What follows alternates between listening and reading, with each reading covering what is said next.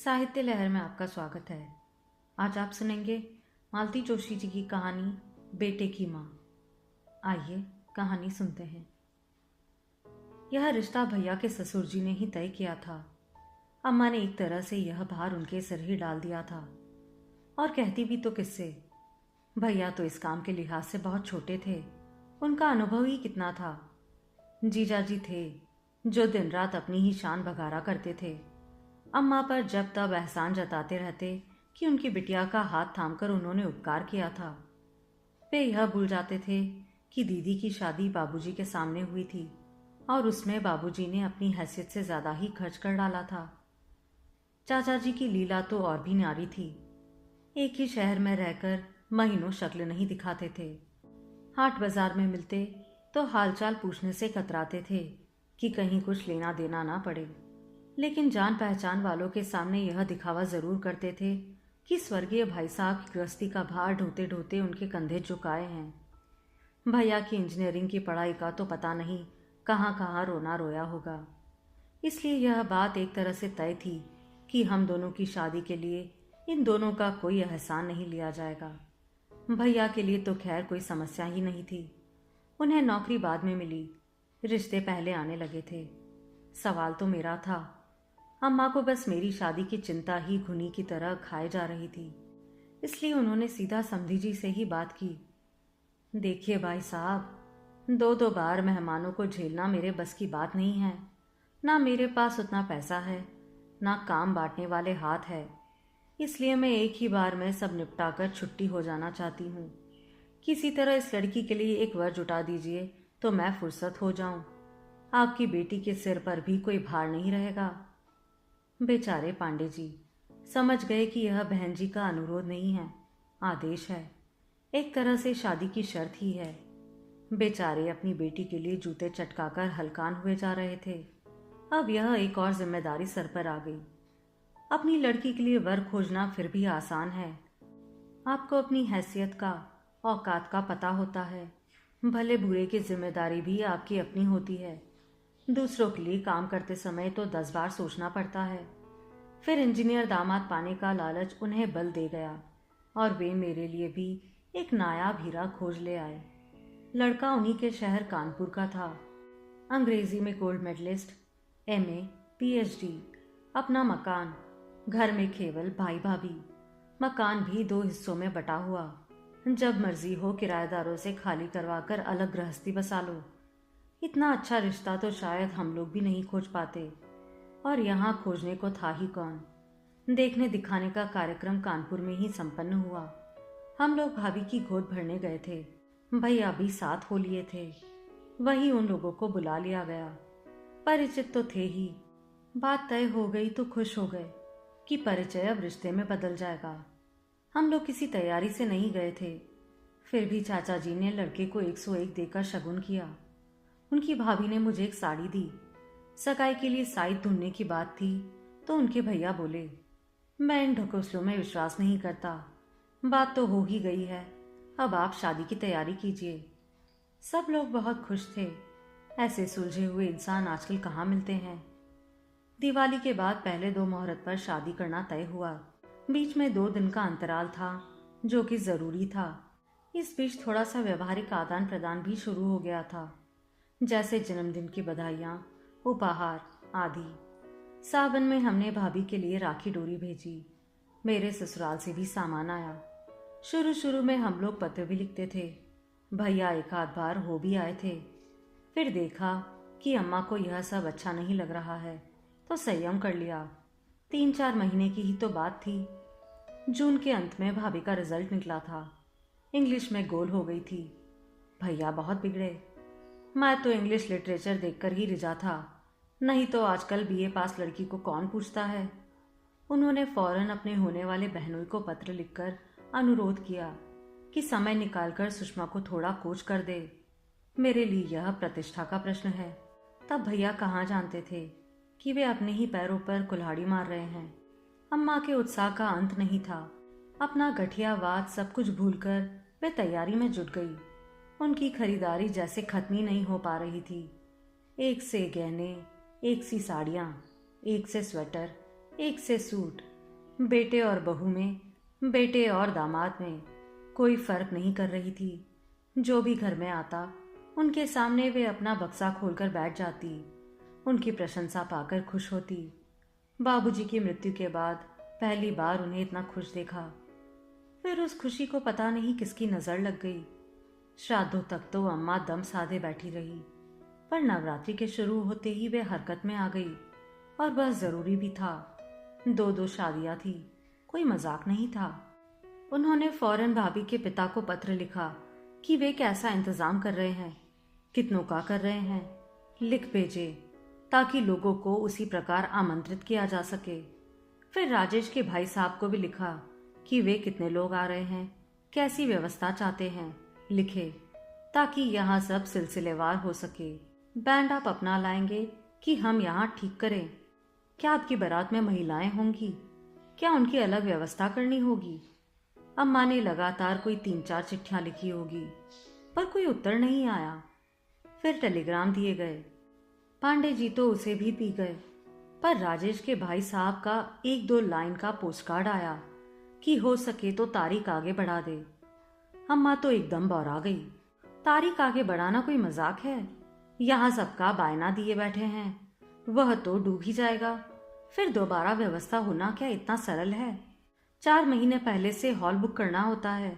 समय पर ना हलवाई मिलते हैं ना बैंड वाले, शामियाने तक बुक हो जाते हैं। हार कर अम्मा ने जीजाजी को कानपुर भेजा कि ठीक से सारी बातें तय करके आए। किया धरा तो उन्होंने कुछ भी नहीं, उल्टे आते ही बरस पड़े। ऐसी ही बेइज्जती करानी हो तो आगे से हमें ना भेजा कीजिए। आखिर क्या हुआ? होना क्या था, लोगों ने तो हमें हरकारा समझ लिया। किसी ने सीधे मुंह बात तक नहीं की। राजेश जी तो हमें देखकर सीधे दिल्ली खिसक लिए, बोले जरूरी सेमिनार है। उनके भाई साहब बुखार का बहाना बनाकर कमरे में दुबक गए।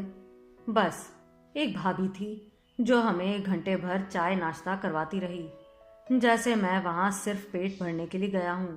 तो पांडे जी को साथ ले लेते। वाह क्या कहने हैं। अरे आपके पांडे जी के यहाँ तो हमें किसी ने पहचाना तक नहीं। सुषमा ने भी नहीं पहचाना? कहा तो दरवाजे से ही टरका दिया।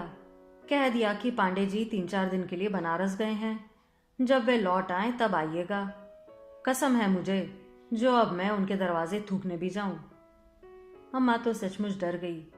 जीजाजी इस अपमान का बदला भैया की शादी में जरूर निकालेंगे, इसमें संदेह नहीं था।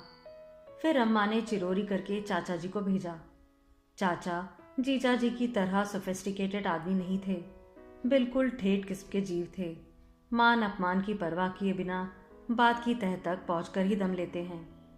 चाचा ही वह खबर लाए थे जिसे सुनकर हमारे पैरों तले की जमीन खिसक गई थी। खबर सचमुच बहुत भयानक थी। अंग्रेजी साहित्य पढ़ते पढ़ाते सुषमा और राजेश एक दूसरे को कब पढ़ने लगे थे किसी को पता ही नहीं चला। जब पता चला तब बहुत देर हो चुकी थी। समझाने बुझाने के सारे प्रयास विफल हो गए और फिर एक दिन किसी मंदिर में फेरे लेकर इन लोगों ने वह विषय ही समाप्त कर दिया। पांडे जी बेचारे क्या कहते, बस चाचा जी से क्षमा मांगते रहे।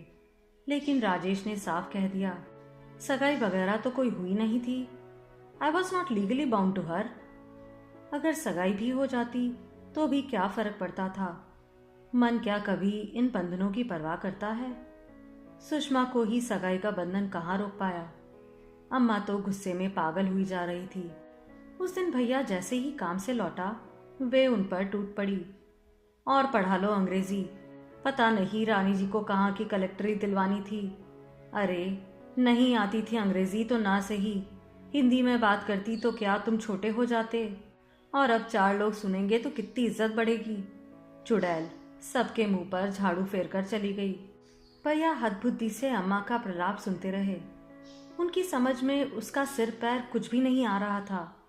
बड़ी देर बाद उनको पता चला कि माजरा क्या है और वे पत्थर हो गए। मैंने सोचा था कि उनकी प्रतिक्रिया भी अम्मा की तरह विस्फोटक होगी, पर वे बुद्ध बने बैठे रहे। थोड़ी देर बाद बिना कहे सुने बाहर चले गए। बाहर घंटे बाद उनका शत विकसित शरीर ही वापस लौटा था। इस अपमान को, इस लज्जा को वे बर्दाश्त नहीं कर पाए और रेल के सामने कूद गए।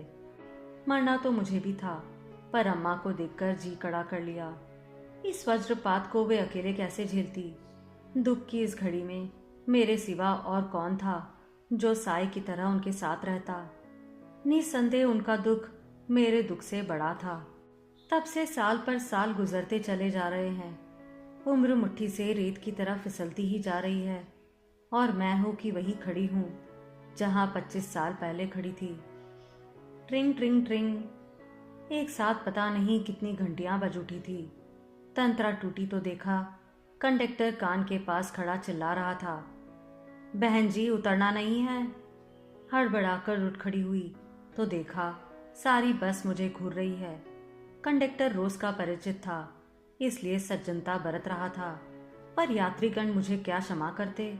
यह आधे मिनट की देरी भी उनके लिए असहनीय थी, इसलिए उतरते समय कितनी ही फप्ती सुननी पड़ी।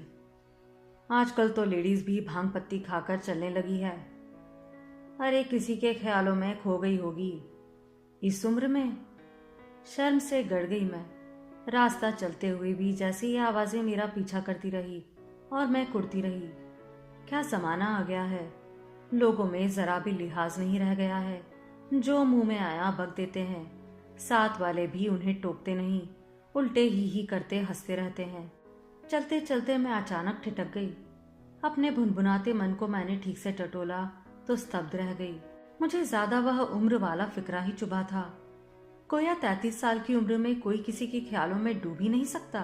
अगर यह सच होता तो क्या मैं अतीत को इतनी बारीकी से याद रख पाती? क्या उस भयावह अनुभव को मैं फिर से जी पाती? अतीत के चलचित्र में जो बार बार झांक रहा था, मुझे झकझोर रहा था, वह चेहरा किसका था? राजेश का ही तो था। और इतने दिनों से मैं यह भ्रम पाले हुए थी कि मैं सब कुछ भूल चुकी हूँ। वक्त का तकाजा भी वही था। कितनी हिकारत से कहा था उस लड़की ने, जैसे किसी को याद करने का ठेका सिर्फ यौवन ने ही ले रखा हो। और 33 साल की उम्र में क्या कोई बूढ़ा हो जाता है? खैर, उसका भी क्या दोष है। मेरा सूखा शरीर, रूखा चेहरा और खिचड़ी बाल देखकर अक्सर ही लोग मुझे 50 के पार पहुंचा देते हैं। कई बार मन होता है कि बाल रंग लिया करूं, पर हिम्मत ही नहीं होती। अम्मा की घूरती निगाहों से डर लगता है। कई बार इच्छा होती है अम्मा कभी तो कहे कि तू कैसी होती जा रही है, जरा तो अपनी सेहत का ख्याल किया कर। पर अम्मा कभी कुछ नहीं कहती। उन्हें अपना ही रोना रोने से फुर्सत नहीं मिलती। दिन भर बिसुरना और उसास भरना, उनके पास बस यही 2 काम रह गए हैं। अम्मा, तुम्हें वो मिसेस जहीरवार याद है? उस दिन पार्टी में आई थी। खूब याद है। और बिट्टो, हम कहे देते हैं ऐसो वैसो को घर में मत लाया करो। हाँ, जिस तिसके झूठे बर्तन हम नहीं धोएंगे। हाँ, यानी अम्मा को अब तक उस बात का मलाल बना हुआ है। 2 महीने पुरानी बात भी उनके जहन में आज भी ताज़ा है। पहली बार इस घर में किसी को बुलाया था। जश्न करने का तो कभी कोई मौका ही नहीं आया। ऊपर छत पर बरसाती नुमा एक कमरा बनवाया था, उसी का बहाना लेकर सबको चाय पर बुलाया था। दिन भर अम्मा बड़े चाव से सब कुछ बनाती रही। सबका स्वागत भी उन्होंने बड़ी आत्मीयता के साथ किया। फिर जैसे ही मैंने एक एक का परिचय देना शुरू किया, उनके चेहरे का रंग बदलने लगा। खाने में उन्होंने हमारा साथ नहीं दिया, जिसका किसी ने बुरा नहीं माना। पर जब सारी टीम मदद करने के बहाने चौके में घुस आई तो मैं समझ गई कि आज रात अम्मा का उपवास रहेगा। एक बूंद पानी भी वे नहीं पिएंगी। सबके जाने के बाद रात को मैंने बर्तन समेटे। महरी तो कभी घर में थी ही नहीं, अपने आप ही सब कुछ करना था। अम्मा से बस मैंने कप प्लेट धोने के लिए कहा था। उन्होंने मना तो नहीं किया, पर इतना कुछ सुना दिया मानो मैंने उनका बुढ़ापा ही खराब कर दिया हो। इतना ताव आया था मुझे। मान लो आज भैया होते तो घर में रोज रोज पार्टियां होती, तब भी क्या अम्मा ऐसे ही झिझकती? दूसरे ही क्षण ख्याल आया, भैया होते तो अम्मा बर्तन क्यों धोती? इंजीनियर की माँ होती वे, नौकरों की पलटन पर राज करती। आहिरवार की कोई बात कह रही थी तुम? अम्मा ने टोका। किस्सों में उन्हें बेहद रुचि है। समझती है कि बिट्टो ने जब बात उठाई है तो बेमतलब नहीं होगी। मिसेस जहीरवार की बहन का लड़का उनके यहाँ आया हुआ है। सो अकेला नहीं है अम्मा, एक लड़की भी साथ में है। कानपुर के वाजपेयी परिवार की है। लड़की की माँ ने जहर खा लिया है, बाप को हार्ट अटैक हो गया है, दोनों अस्पताल में भर्ती है। लड़की का बड़ा भाई पिस्तौल लेकर घूम रहा है कि या तो वो लड़की को वापस ले जाएगा या दोनों को मार देगा। फांसी भी हो जाएगी तो परवाह नहीं। मिसेस जहीरवार बेचारी खूब रो रही थी। इतना गुणी लड़का है, बैंक में ऑफिसर है, बहन की सारी खुशियां उस पर टिकी हुई है। यह तो लड़की भगाने से पहले सोचना था ना। उसने भगाई नहीं है अम्मा, लड़की खुद उसके साथ आई है। वह कोई बच्ची नहीं है, उसके साथ बैंक में काम करती है। पढ़ लिख कर यही तो होगा। अम्मा का ये तकिया कलाम है। जहाँ कुछ उल्टा सीधा सुना, सारा दोष पढ़ाई के सिर मढ़ दिया। जैसे पढ़ लिख कर सभी लड़कियां आवारा हो जाती है।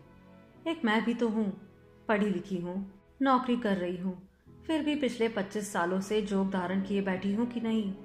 पर अम्मा की आंखें मुझे तो शायद कभी देखती ही नहीं।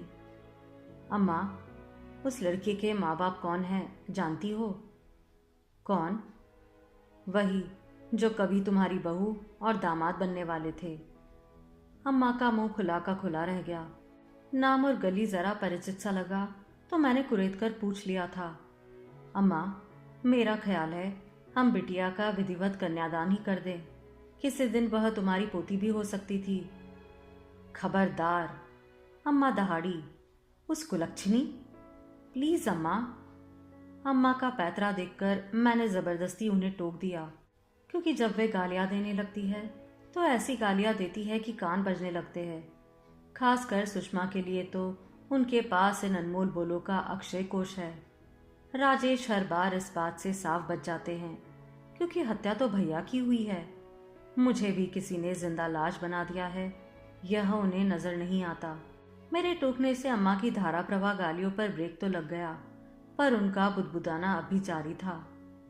अम्मा, मैंने कहा, क्यों अपनी जुबान गंदी करती हो? अपनी करनी तो वे खुद ही भुगत रहे हैं। बिट्टो, यह तो होना ही था। बबूल में भी कभी आम फले हैं। ऐसी माँ की कोख से सती सावित्री तो पैदा होने से रही। इसलिए तो कहते हैं कि भगवान के घर में देर है, अंधेर नहीं है। सच, मुझे तो आज बड़ी तसल्ली हो रही है। कलेजे पर ठंडक पड़ रही है मेरे। जितना उसने मुझे रुलाया है, भोलेनाथ उससे ज्यादा उसे कल पाएगा। मरते समय कोई पानी देने वाला भी उसके पास ना होगा। अम्मा बदस्तूर शुरू हो गई थी। घर की दीवारें उनकी बद्दुआओं से प्रतिद्वंदित हो रही थी। एक एक शब्द कानों पर हथियारों की तरह पड़ रहा था, पर अब उन्हें चुप कराने की सामर्थ्य मुझ में नहीं थी। पूरी शाम उनका बड़बड़ाना जारी था। रात खाना खाते समय भी खासे मूड में थी। बार बार कह रही थी, तुझे अच्छा नहीं लगेगा इसलिए रुक गई, नहीं तो आज ठाकुर जी को हलवा पूड़ी खिलाने का मन हो रहा था। कितने दिनों बाद उन्होंने एक अच्छी खबर सुनाई है। जी खुश हो गया। आज मेरी आत्मा को शांति मिली। सालों साल मैंने आंखों में रातें काटी है, आज मैं चैन की नींद सोऊंगी। मुझे लेकिन रात भर नींद नहीं आई। फुर्सत में लेटे लेटे जब अपना ही मुआयना किया तो मैं चकित रह गई। मेरी नींद खुशी ने उड़ा दी थी। हाँ, सचमुच मैं बहुत खुश थी। शायद अम्मा से भी ज्यादा खुश थी। मुझे अम्मा से ईर्ष्या हो रही थी। कितनी सुखी है वे, बेझिझक मन की बात कह डालती है, और मैं सभ्यता का मुखौटा ओढ़े बेवजह अपने में कुड़ती रहती हूँ। अपना यह स्वांग किसे दिखाना है मुझे, किसे रिझाना है? मैं खुलकर कहती क्यों नहीं कि आज मेरे कलेजे को भी ठंडक पड़ी है, मेरी बद्दुआएं भी रंग लाई है। आज तुम्हारे दोनों बच्चों के सिर पर भी काल नाच रहा है। ईश्वर ने बहुत सही न्याय किया है। पर मजे की बात यह थी कि मेरा सारा रोष, आक्रोश राजेश के लिए था। सुषमा को तो मैंने कब का बरी कर दिया था। नींद नहीं आ रही थी, फिर भी दम साधे पड़ी रही। करवट बदलते भी डर लग रहा था। कमरे के दूसरे छोर पर अम्मा की चारपाई थी। बहुत दिनों बाद चैन की नींद सोई थी। सोचा, अपनी खटर पटर से उनकी नींद क्यों खराब करूं। 3 बजे तक मैंने किसी तरह सब्र किया, फिर उठना ही पड़ा। मैंने बिल्कुल आहिस्ता बिस्तर छोड़ा, दबे पाँव भीतर गई, जरा भी आवाज न होने दी। आवाज के डर से ही बिजली का स्विच तक नहीं दबाया। उसी तरह दबे पाँव लौटकर कमरे में आई। देखा, अम्मा की चारपाई खाली थी, और वह शायद बड़ी देर से खाली रही होगी, क्योंकि देर तक जागने के बावजूद मुझे उनके खांसने खंखारने की आवाज़ सुनाई नहीं दी थी। कहाँ चली गई अम्मा? भीतर तो नहीं थी। मैंने बाहर झांका। बरामदे की जाली से लटकी वे एकटक बाहर निहार रही थी। अम्मा, मैंने आवाज़ दी। वे चौंकी। उन्होंने पलटकर देखा। उनकी आंखें डबडबाई हुई थी। शाम को उल्लास से दमकता उनका चेहरा बुझ सा गया था। क्या बात है अम्मा, नींद नहीं आ रही? उत्तर में उन्होंने फिर शून्य में नजरें गाड़ दी। डूबती सी आवाज में बोली, सब किस्मत की बात है लल्ली। एक वह बेटा है जो घर की आन बान के लिए मरने मारने को आतुर हो गया है। एक हमारे थे जो चुपचाप पटरी पर लेट गए। यह भी ना सोचा कि अम्मा का बुढ़ापा कैसे कटेगा। मैं स्तब्ध रह गई। अम्मा की पीठ पर हाथ रखा। मेरा हाथ बर्फ हो गया। तो क्या अम्मा सारी रात जागकर इसी का मातम मना रही थी? क्या वे बिल्कुल भूल गई है कि उनके बुढ़ापे की गरिमा बनाए रखने के लिए मैंने अपना यौवन राख कर दिया है? वह फफक कर रो पड़ी थी, पर मैं जड़वत खड़ी रह गई। उन्हें सांत्वना देने का जरा भी मन नहीं हुआ, क्योंकि पता था कि इन आंसुओं में से एक भी मेरे लिए नहीं है। मेरे लिए, मेरे उजड़ते अतीत के लिए, मेरे सूने भविष्य के लिए, मेरे बिखरे सपनों के लिए अम्मा कब रोई थी जो आज रोएगी। आज पक्का विश्वास हो गया अपने को कि जिनके लिए तिल तिल कर जी रही हूँ वे मेरी माँ नहीं, वे तो भैया की माँ है, अपने बेटे की माँ। आप सुन रहे थे मालती जोशी जी की कहानी बेटे की माँ।